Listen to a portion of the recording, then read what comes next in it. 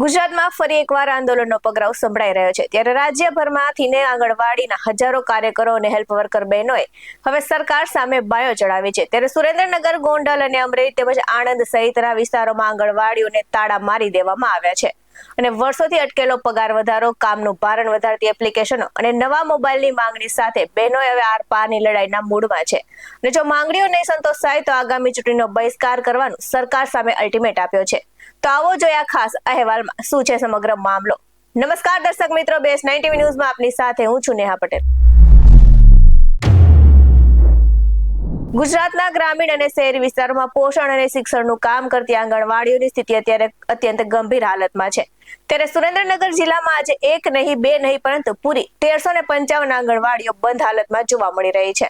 તો આંગણવાડી વર્કરો અને હેલ્પર બહેનોએ એક સાથે હડતાલનું શસ્ત્ર ઉગામ્યું છે અને સુરેન્દ્રનગરની તમામ તાલુકા પંચાયત કચેરીઓમાં સૂત્રોચ્ચારથી ગાજી ઉઠી છે ત્યારે સુરેન્દ્રનગર જિલ્લાના આંગણવાડી મહિલાઓ શું કહી રહ્યા છે, સાંભળીએ તેમની પ્રતિક્રિયા। આપણા પ્રીતિબેન છે અને એક આંગણવાડી કાર્યકર તરીકે ફરજ બજાવું છું।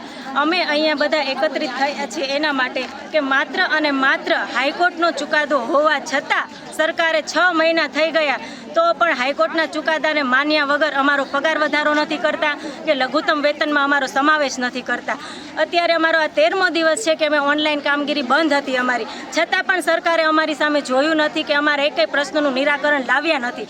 એટલા માટે અમારે અમારા યુનિયન દ્વારા, આંગણવાડી કર્મચારી સંગઠનના યુનિયન દ્વારા અમને તારીખ 18, 19 અને 20 ઓનલાઈન અને ઓફલાઈન બંને કામથી અળગા રહીને સરકારને અમે ચીમકી બતાવીએ છીએ અને જો સરકાર આ 3 દિવસમાં અમારા પ્રશ્નોનું નિરાકરણ નહીં લાવે તો 2027માં આવનારી ચૂંટણીમાં સરકાર એમનું પરિણામ જોઈ લે।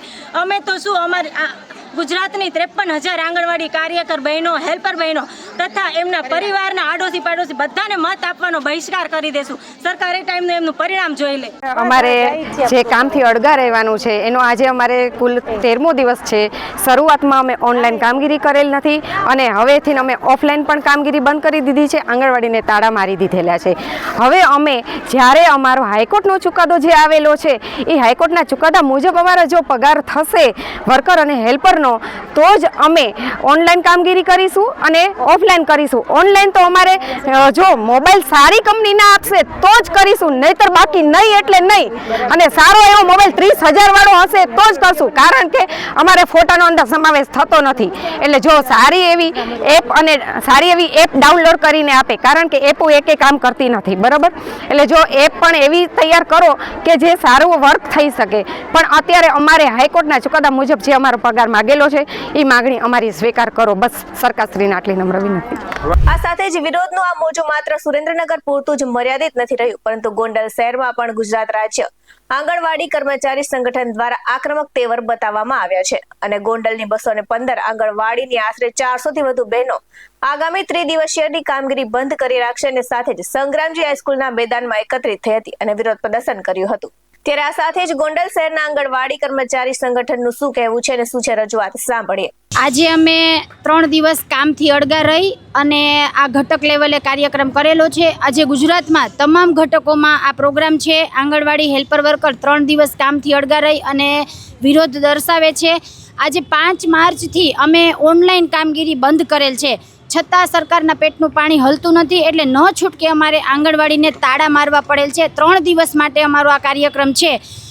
સૌથી મહત્વનો મુદ્દો અમારો એ છે કે જે સરકાર આજની મોંઘવારી પ્રમાણે વર્કર બહેનોને 10,000 વેતન આપે છે અને હેલ્પર બહેનોને 5,500 આપે છે, તો આ વેતનમાં વધારો કરે।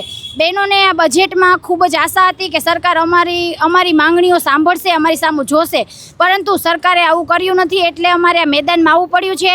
બાકી આ વાતાવરણમાં કોઈને લડવું ગમતું નથી, ઉનાળાની સિઝન છે, છતાં ન છૂટકે અમારે આ કાર્યક્રમ કરવો પડ્યો છે। 3 વર્ષથી અમે સતત મોબાઈલની માંગણી કરીએ છીએ।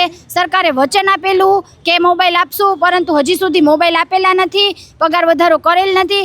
હાઈકોર્ટમાં અમે ચુકાદો જે જીતી ગયા છીએ કે વર્કર બહેનોને 24,800 અને હેલ્પરને 20,300 ચૂકવવા જોઈએ, મિનિમમ વેજીસમાં અમારો સમાવેશ કરેલો છે, છતાં સરકાર અપીલમાં ગઈ અને સરકાર અપીલમાં ગઈ તો કોની સામે? આ બહેનો જે એનું જ કામ કરે છે, એના જ પાયાની કામગીરી કરે છે, એની સામે સરકાર અપીલમાં ગઈ અને આ જે જિદ્દી વલણ અપનાવેલું છે, સરકાર બેઠક માટે પણ બોલાવતી નથી. તો આ બહેનોને શું કરવું? બજારમાં દિવસે ને દિવસે મોંઘવારી વધે છે, પરંતુ ICDSમાં મોંઘવારી ક્યારેય વધતી નથી. જે ભાવો અમને 2019માં આપે છે, તુવેર દાળ, ચણા, ગોળ મસાલા, એના એ ભાવ આજે 26 સુધી એમનેમ ચાલે છે. એમાં કોઈ પણ પ્રકારનો વધારો કરેલ નથી. સરકારને કુપોષણ દૂર કરવું છે, બાળકોને પૌષ્ટિક આહાર આપવો છે, તો કઈ રીતે પૌષ્ટિક આહાર આપવાનો?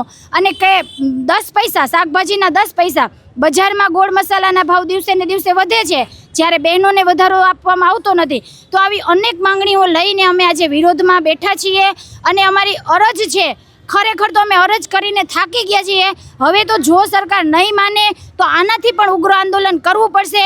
તો અમે હજી એકવાર વિનંતી કરીએ કે સરકાર અમારું સાંભળે, અમારી જે માંગણીઓ છે એ પૂરી કરે, બેઠક માટે બોલાવે અને અમારી રજૂઆતનો કંઈક અંત લાવે. માંગ નહીં સંતોષાય તો શું કરશો? માંગ નહીં સંતોષાય તો યુનિયન જે પ્રમાણે કહેશે એ પ્રમાણે અમે આગળ કરશું. જરૂર પડે તો ચૂંટણીનો પણ બહિષ્કાર કરવા અમે તૈયાર છીએ અને અમે તાળાબંધી કરી છે. હવે જો સરકાર નહીં માને તો છેલ્લે અમારી પાસે એ જ હથિયાર છે કે અમે ચૂંટણીનો પણ બહિષ્કાર કરીએ. સરકાર અમને આ કરાવવા માટે મજબૂર કરે છે. અમારે કરવું નથી. અમારે કોઈ હારે કોઈ પણ રાજકારણ હારે કંઈ લેવા દેવા નથી. છતાં પણ જો જરૂર પડે તો અમારે આ પગલું પણ લેવું પડશે. આ હડતાલમાં આપની સાથે કોણ કોણ છે? આજે તો અમે ગોંડલ તાલુકાના તમામ હેલ્પર વર્કર બહેનો છીએ અને ગુજરાતમાં લગભગ સૌરાષ્ટ્રમાં તો 8 જિલ્લા જોડાયેલા છે. તમામ બહેનો આજે આ જ રીતે વિરોધ પ્રદર્શનમાં છે અને આખા ગુજરાતમાં આ જ માહોલ છે. 60 થી 70% આજે આંગણવાડીઓને તાળાબંધી છે. તો સરકારે વિચારવું જોઈએ. અમે અત્યાર સુધી બાળકોનો વિચાર કરી અને આંગણવાડીઓ ચાલુ રાખેલી હતી, ઓનલાઈન કામગીરી બંધ હતી કે સરકારની આંખ ઉઘડે, પરંતુ એમાં સરકારને કાંઈ ફેર ન પડ્યો એટલે ન છૂટકે અમારે તાળાબંધી કરવી પડી અને બાળકોનું પોષણ છે એ અટકાવવું પડ્યું. જો સરકારને બાળકોની પડી હોય તો બેઠક કરી અને અમારો કંઈક જે રજૂઆત છે એનો નિર્ણય લાવે. તો અમરેલીના બગસરામાં પણ દ્રશ્યો કંઈક આવા જ સામે આવ્યા છે. અહીં આંગણવાડી વર્કરોએ તાલુકા પંચાયતમાં આવેદનપત્ર આપી પોતાની વેદના ઠાલવી છે અને બહેનોનો આરોપ છે કે સરકાર અલગ અલગ એપ્લિકેશન દ્વારા કામનો બોજ વધારી રહી છે, પરંતુ તેની સામે મળતું વળતર સાવ નજીવું છે.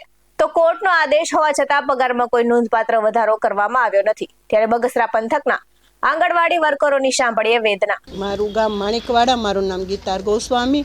અમે સરકારશ્રીને કેટલી કીધું છે કે અમને ન જેવા વેતનમાં કામગીરી અમે કરવી છે, અમે કેવી રીતના બધું પૂરું કરવી. આ મોંઘવારી એવી છે, છતાંય સરકારશ્રી અમારો કાંઈ આમાં નિર્ણય લેતી નથી. તો અમે સરકારને એટલું કહેવા માગવી છે કે અમારો પગાર વધારી દીધો છે તો આપતા કેમ નથી? અમે બધું અમે ટાઈમો ટાઈમ અમે કામ કરવી જ છે અને કરવાનું હોય તો સરકારશ્રીને એટલું સમજવું જોઈએ કે અમને અમારો પગાર આપી દેવો જોઈએ. અમે ન જેવા વેતનમાં કામ કરવી છે. અમે જો નાસ્તા બનાવી છીએ, 3 નાસ્તા આપી છીએ બાળકોને, સાફ સફાઈ કરવાનું, એ બધું અમારે આવે છે એટલે અમે કરવી છે. પણ એ અમારું કામ કરવા છતાંય અમને કાંઈ પગાર આપતા નથી સરકારશ્રીને સમજવું જોઈએ કે આવું બધું બેનો અને અમારે કેટલું અમારો ટાઈમ અમે એટલો પૂરો ભરવી છે, તોય છતાંય શ્રી અમને કામ કરાવે છે તો અમને પગાર કેમ નથી આપતા? અમને પગાર કહેતાંય કોકને શરમ થાય છે કે અમારો એટલો પગાર છે આટલા ટાઈમમાં. તો મારું નામ પાડલિયા ભાવનાબેન છે. હું અને અમરેલી જિલ્લા પ્રમુખ છું. અમે અવારનવાર સરકારને આવેદનપત્ર આપીએ છીએ, લડાઈ કરીએ છીએ અને સરકારને ખબર છે કે કોર્ટનો ચુકાદો આવેલ છે, છતાંય સરકારના પેટનું પાણી પણ હલતું નથી અને અમને સતત દબાણ પણ કરવામાં આવે છે કે બેનો તમે કામ કરો. અમારા હક માટે પણ લડાઈ કરવા દેવામાં આવતી નથી. અને 3 દિવસ અમે 10 દિવસથી 5 માર્ચથી અમે ઓનલાઈન કામગીરી કરી તો સરકારને ઓહાપો થયો તો અમારા અધિકારીઓને દબાણ કરાવે છે કે તમે બેનો પાસે કામ લ્યો, પણ તો સરકારને અમને પગાર આપવો નથી, વેતન પૂરું આપવું નથી. અમારો કોર્ટમાંથી સુપ્રીમ કોર્ટમાં એણે જવા દીધો કેસ, તો તેને કામ જોઈએ છે તો એને અમને પગાર અને જે અમને હાઈકોર્ટે ચુકાદો આપ્યો છે તે અમલ કરવો જોઈએ. એના સતત કામથી અળગા રહેવાનો નિર્ણય કરી આજે આવેદનપત્ર આપેલ છે. સરકારશ્રી દ્વારા સતત ઓનલાઈન નવી એપ્લિકેશનો આવે છે, રોજ એક નવી એપ્લિકેશન હોય અને કોઈ ટાઈમ જ નથી હોતો. ગમે ત્યારે એમ કહે છે કે આ એપ્લિકેશનમાં કામ કરો, અશક્ય હોય છતાંય પણ એમ કે આ એપ્લિકેશનમાં કરો. સરકારની એપ્લિકેશન એટલી ખરાબ છે કે એક પણ એપ્લિકેશન ચાલતી નથી બરાબર, છતાંય અમને દબાણ કરવામાં આવે છે કે તમે આ એપ્લિકેશનમાં કામ કેમ નથી કરતા, આ એપ્લિકેશનમાં કામ કરો. એક તો અમારી પાસે મોબાઈલ નથી, તો સરકારને ખબર જ છે 2022થી અમે મોબાઈલની માંગણી કરતા આવીએ છીએ.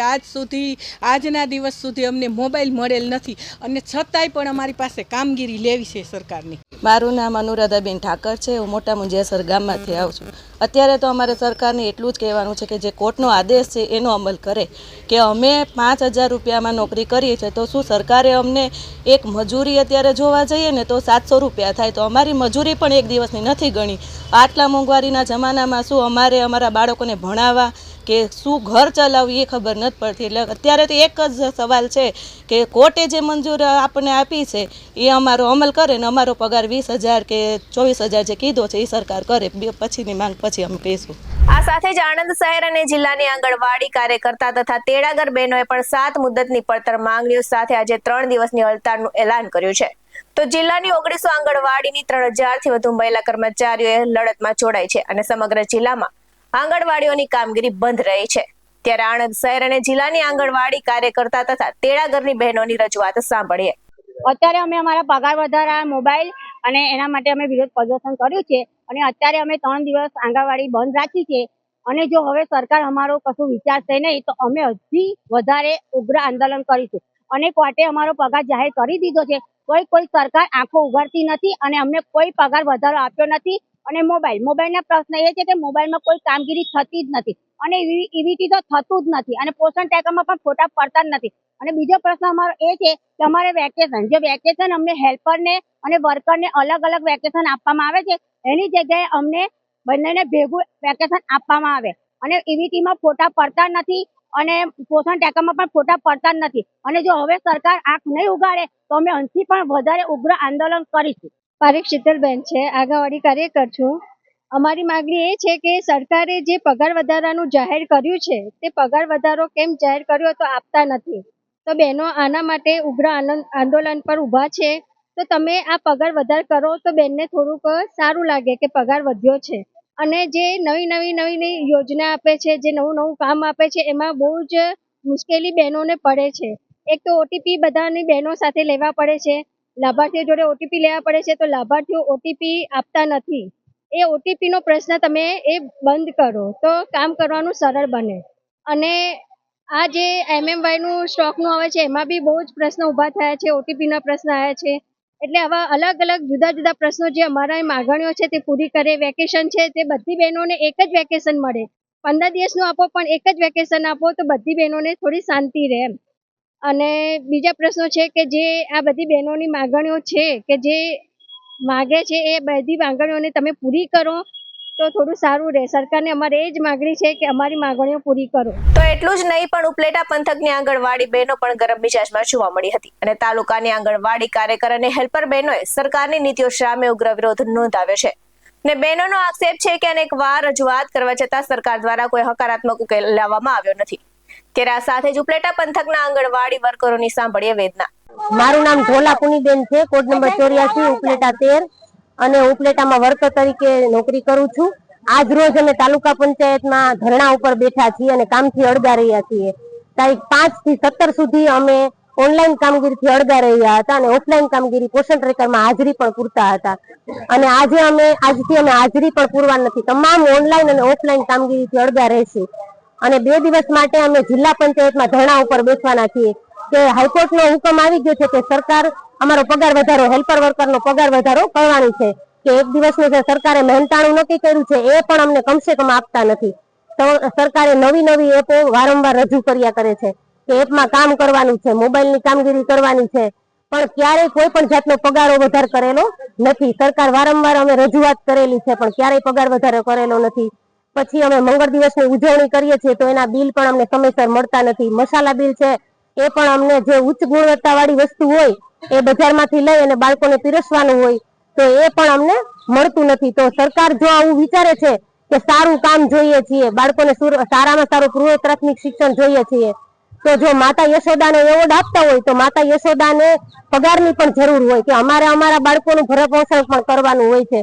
તો સવારથી સાંજ સુધી 6 થી 7 કલાકની નોકરી હોય છે, પણ આખો દિવસ અમે મોબાઈલની કામગીરીમાં જ પડ્યા રહ્યા છીએ.